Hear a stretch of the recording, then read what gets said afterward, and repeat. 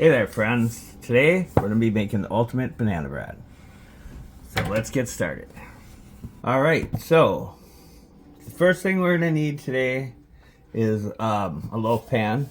This is, I don't know, probably about, well, the recipe calls for an 8.5 by 4.5 inch, but you know, this is slightly smaller than that, I think. So use what you've got on hand, but you're going to need one of those. And then you're going to need some bananas. As you can see, these are, you know, quite ripe. They're out of the freezer. The recipe says that if you don't have frozen ones, you can microwave them for like 5 minutes until the juices start to come and drain them. But the first step is going to be opening these up and draining them, because we're going to need the juices. We're going to concentrate on the stove by reducing it, and you know, we'll go from there. That's going to be our liquid. So we'll start with these. And then you should have accumulated some of the juice in the pan. So just add that to that. And we're just gonna let these drain for about 15 minutes. Give them a stir every now and then, just kind of, you know. Alright, so we'll be back. Alright, so now we're taking the liquid from the bananas, and we're going to reduce it to about 1/4 cup. So you probably got about 1/2 cup to 3/4 cup of juice. If you didn't find, we just want to get it to about 1/4 cup. So we're just going to let it reduce for a couple minutes, probably maybe 3 to 5 minutes. And we're going to add that back to the bananas and mash them in. Go from there. Okay, so the banana juice is reduced. In here I have 1 cup, 1 3/4 cup of flour. I'm going to add 1 teaspoon of baking soda and 1/2 teaspoon of salt. Just give that a mix into the flour here. All right.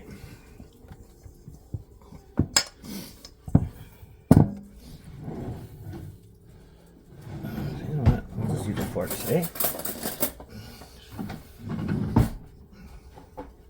All right, we got our liquid from the bananas. Just gonna add that in, kind of mix it around, mash it around. You could use a potato masher if you want, but I'm just doing this. Fork will work just as good. All right, so here we've got our 5 bananas, our banana juice that's been reduced. We're gonna add to that. We're going to add a teaspoon of vanilla, 2 eggs. Give that a quick mix to get it started.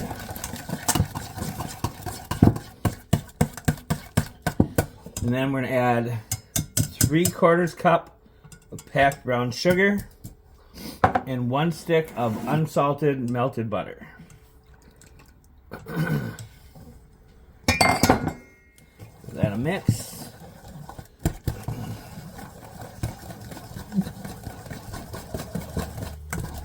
And once that's good and incorporated, we're going to mix that in with the dry here. Before we do that, we're going to take our loaf pan and give it a spray with some cooking spray, olive oil. This one's olive oil. That's what I would recommend. I don't ever recommend seed oils at all. No canola oil, vegetable oil, avocado oil, coconut oil, olive oil, stuff like that. All right. Now we're just going to mix this in with our dry here till it's wet.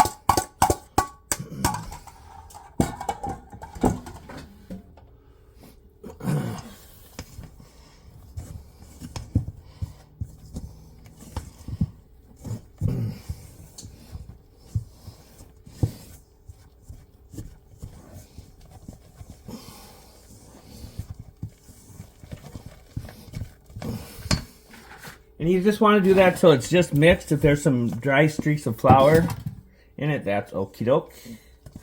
Okie dokie. And then just right into our pan. Our prepared pan.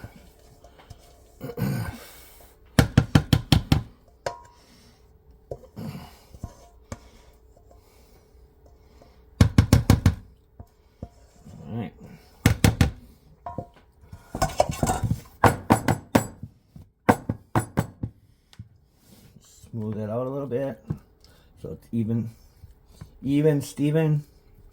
Right? And to this, we're just going to add one banana slice on top. So we're just going to cut nice thin slices, and these are going to go on the top, and put a little sugar on top of them, and then throw it in the oven. Hey Cal, yeah. Will you look up what temperature 350 is in a 3 for Celsius? I think it's like 220.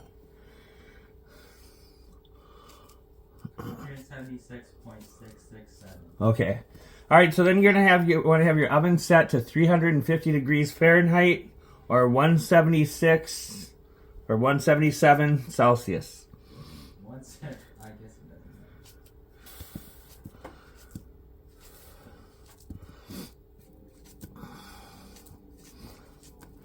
All right. And then we're just gonna take these guys and shingle them along the edges. You just want one on each side. I guess the recipe says if you put them down the middle, the bread might not rise as much. Last time I did it, it seemed like it was great. So, but technically it says not to do that. So, just passing that on to you. I got a few extra, so I'm just going to go all the way around. And if it messes with it, it messes with it. It won't be the end of the world. And then you just want to take a couple tablespoons of sugar and just sprinkle it on top to help caramelize it. You don't want a big chunk like that though. There we go.